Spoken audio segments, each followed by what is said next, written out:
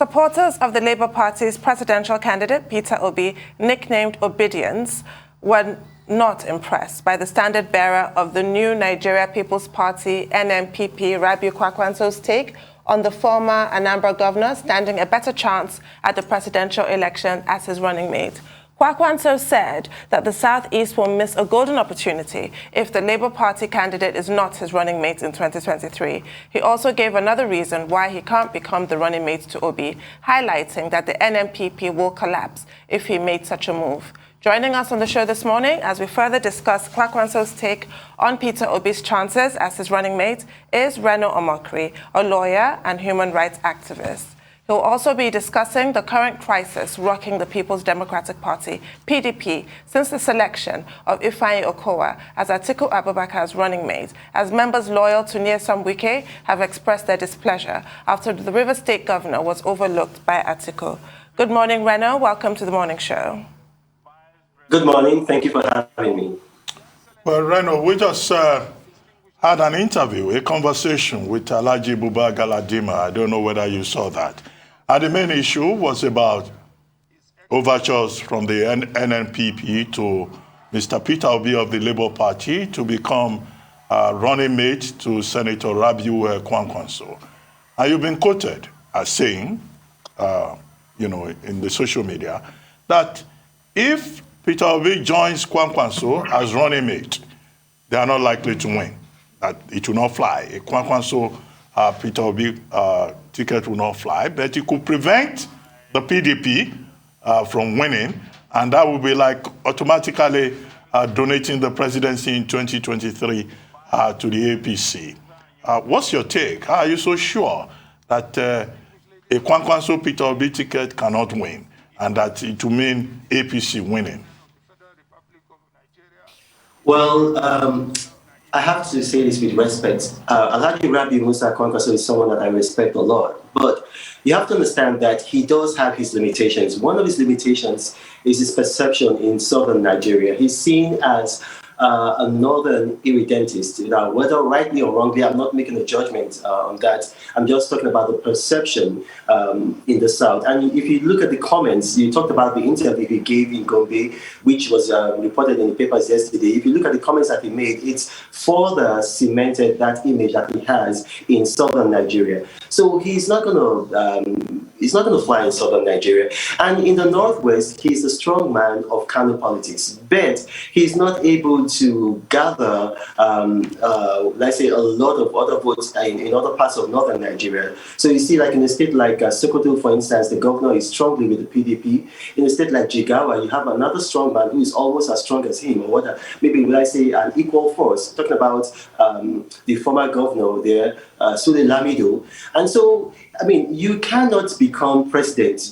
Kano does have a lot of votes, really. They've got more votes than any other state, but you can't just become the president of Nigeria just by the votes of Kano. And then even if you combine Peter Obi, I mean, Peter Obi, he's not very tested. A lot of the support that Peter Obi is getting right now is online.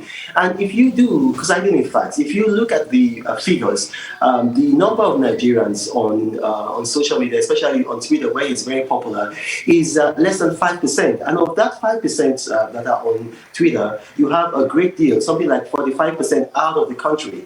And you've got another about 25% that are underage. So, if you look at the facts don't bear out the possibility of a win, even if they are able to agree. And from what we've seen so far, it's going to be difficult for them to agree.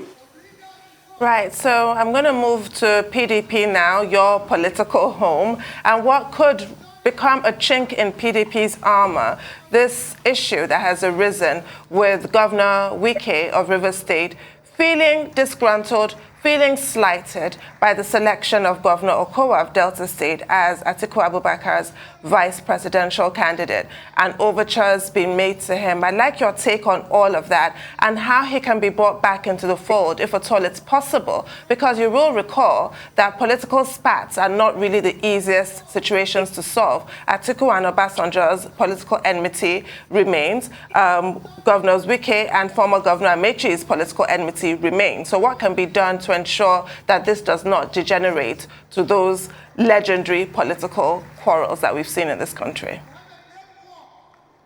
There's no crisis in the People's Democratic Party. I mean, it's just a media creation. There's absolutely no crisis. The only reason why the media is blowing this out of proportion and making, a mountain out of a molehill, it's just a storm in a teacup. The reason why is because we are the only party that is prepared, and that means that we have a ticket ready. We don't have a placeholder. We have a deputy who is a substantive deputy in Governor Ifeanyi Okowa. So, because of that, there's a lot of focus on us, and that focus is going to evaporate when Bola Tinubu comes up with his ticket, when Peter Obi comes up with his substantive deputy, when Kwankwaso comes up with his substantive deputy. I mean, we know that Bola Tinubu is fairly certain to have a Muslim ticket. Now, we're going to see how that's going to fly. I have no problem with the Muslim ticket, but the kind of people that are being mentioned, we talk about someone like Zulum, Shetima, Nasir Rufai, those are people under whom Christians have fared very, very badly. Look at Zulum. Look at what happened in Borno State with the destruction of churches. And then the last one, the destruction of the EYN churches. And then Christians were protesting. And then Zulum's agent killed one of them. Look at Shetima. Look at his hold as governor. I mean, it's a good thing you mentioned Wike. Wike was then the Minister of State for Education. Wike wrote him a letter.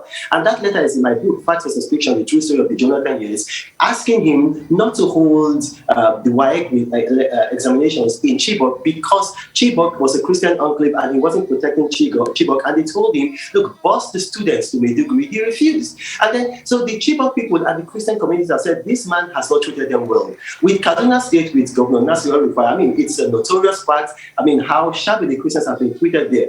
So by the time Bola Tinubu comes up with his Muslim ticket, I mean, a lot of this focus is going to be shifted away from our party. The reason why that focus is on our party and is looking like a crisis is because we are ready. Governor Wike has said in private to us and then also in publicly that he's never going to leave the party. He said it publicly that no matter what happens, he's never going to leave the party. And look, Alhaji Atiku Abubakar has called Governor Wike our Jagaban. And it's true because the man has almost a larger-than-life image. Governor Wike is probably too big to even become vice president. I see him as somebody who's going to be president after God willing the president, Alhaji Atiku Abubakar. This is a man who has charisma, a man who has, a courage, a man who's able to unify Nigeria. And such a person, he understands the larger issues. What you're seeing right now is a media creation. There is no crisis in our party. So much of a media creation that the PDP had to set up a 13-man committee led by a lot of governors to go see Wike. So much of a media creation that Governor Otom granted a TV interview and was speaking for over 1 hour about the injustices done to Wike. So much of a media creation that Governor Ayodele Fayose tweeted that our South local talking about the discordant views in the PDP. When will you people stop blaming the media for your political problems? Reno? Well, so what you just described is not a reaction to Governor Ifeanyi Okowa being chosen. What you just described is a reaction to a northerner getting the People's Democratic Party ticket. Because there has been a movement, an organized movement in southern Nigeria. You had the southern SPLF, you had also the Ohanese, you had different bodies were saying that it was the turn of the North. And then, fortunately or unfortunately, a northerner emerged by a democratic process as the presidential candidate of the People's Democratic Party. So this is the response, the reaction to that. This is not the response or reaction to Governor Ifeanyi Okowa being chosen. So we're having this because a lot of people said, okay, the presidency should move to the south after a northern president for 8 years. And in the PDP, it looks to be that the southern frontrunner was Governor Wike. So that's why we're having this. So I want us to put issues in their proper perspective. Let's not conflict issues. No, Reno, I don't think you just did put issues in the proper perspective, honestly. Secondly, please, why are people going to meet Wike? Was because Ifeanyi Okowa was chosen as vice presidential candidate. Let's not take issues away. Why was Wike disgruntled? Because he was overlooked. Because Governor Otom said on television here that he set up a committee of about 17 men. 14 men said Wike should emerge. Wike think he was well on his way. There was a story that was released that Wike was well on his way of emerging vice presidential candidate. And the next minute, it went to Okowa. That's why Wike is upset, isn't it? Because you're saying nice because of Atiku Abubakar. But that's why Wike is upset. Call a spade a spade. Rufai, you have this habit of asking questions and then wanting to answer questions. You need to be temperate. You need to control yourself. You ask questions and then you allow the interviewee and respond to them. Now, you just talked about there was a story. You see, that's why I said this is a media creation. There was a story. The People's Democratic Party is not governed by there was a story. It's not controlled by there was a story. We have structures. We have an NWC, we have an NEC, now we have a presidential candidate, we have a chairman. Those are the structures that govern the People's Democratic Party that determine the direction, not if there was a story. There was a story is we interviewed Otom here. We interviewed Otom here, Reno. He said it with his own mouth. We interviewed him. There was no story. We interviewed Governor Otom here, and he said it with his own mouth. He said it, that the party is disgruntled. Yeah, but Rufai, that's what I said. You need to have self-control. You cannot ask questions and then interject when your interviewee is answering the questions that you asked. Now, I've told you, you said, and I'm quoting you, I didn't just take this out, from anywhere. You said there was a story, and I'm quoting you, except maybe you want to eat your own words. Now, I've told you that the People's Democratic Party is not governed by there was a story. We've got structures. Governor Otom is one of our governors. Governor Otom is a loyalist of Governor Wike, and so, of course, he will be expected to say some of the things that he said. However, that's not how the party is governed. That's not how the party is structured. We have structures. Now, even if you set up a committee and then you have, according to him, 14 out of 17 people, that is not how the party is structured. At the end of the day, the presidential candidate will choose who his running mate will be. And he has said it there. He himself has said there that the word that he is now quoting him is that Wike and other persons in the party are much loved by him. Now, I've said it before, that our structures will determine the direction of our party, not there was a story or not somebody coming on Arise or channels to give an interview. No, that's not how the party works. We are not arbitrary. We are not ad hoc. We've got structures, and our structures have worked, and we've come up with solid candidature. No other political party has a solid candidature. Every other person has placeholders. We are the only people that are prepared to govern from day one. On your Twitter account, you said you've been threatened. Your wife has been threatened. One fellow even threatened your daughter, and you had to put out a tweet to say there will be a $500 reward for anybody who could disclose the identity of a particular person. And you said consistently on Twitter that you are supporting Alhaji Atiku Abubakar.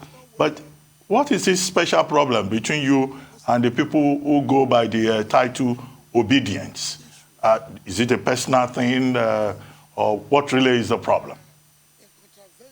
In political parties, you have people who are consistently loyal to parties, and then they become something almost like juggernauts, over the years. You see, for the past 24 years, I have been consistently loyal to the People's Democratic Party. And so because of that, a lot of people will see me as sort of an unofficial voice for the People's Democratic Party, and somebody that a lot of people who have sympathies for that party can coalesce around on social media, in the traditional media, and even in real life. And so it is natural that people from a party who's opposing the People's Democratic Party, in this case Labour Party, will see me as a target, that if they can take away this target, it's going to affect the political fortunes or the media fortunes of the People's Democratic Party. So this is expected. It happens in America, it happens in the United Kingdom, it happens in Tanzania. I've been in Tanzania when you have an election. Things like this happen. So, it comes with the territory. What happened was, like, a certain person, made, several persons made threats, and then some of those threats were reported to the Metropolitan Police. I was given some form of security, and so that has been taken care of. I have moved on from it. We've written to Meta, and they have been trying to get the IP addresses of these people that have done that, and then this is now being taken up legally by law enforcement. So I'm focused right now on projecting our candidates and our political party. I believe that we're going to win this election, and we're going to win it handily. I believe that we have a candidate that is better prepared than any other candidate. As you can see, because we have our plan in place, we've got our ticket ready, we've got our deputy, other people have placeholders. So the situation right now is that I am choosing to ignore those threats, and then the law enforcement is, taking them on. Well, I do hope that they take them on to the logical conclusion, because threats are completely unacceptable. So I want to go back to the rifts that have been reported within your party, and some calling for the resignation of former Senate President Iyorchia Ayu as chairman of your party, because your presidential candidate has emerged as a northerner, which he also is, and that goes against the geopolitical balance that's been observed within your party since inception. And also there have also been allegations against him of financial impropriety, and also his own words calling Governor Tambuwal of Sokoto State the hero of the convention because he stepped down for Alhaji Atiku Abubakar, which seems to imply some kind of bias, partiality on his part. What's your comment on all of those allegations against him and the thought that he should step down? Well, here's the thing. What I would say is this, is that when you have somebody in the eye of the storm, that's a chairman of a political party, and it's not just limited to Senator Iyorchia. I mean, look at what's happening with Adamu of the All Progressive Congress. The same thing, he was asked to resign, governors were against him. The thing is that when you have a contest and you have several people wanting one position, which is a presidential ticket, and then another person gets it, you're going to have a lot of people who are discontented, some of them might become disgruntled, and these kinds of things will happen. That is what is happening with Senator Iyorchia. He's done a fantastic job. Look at our convention.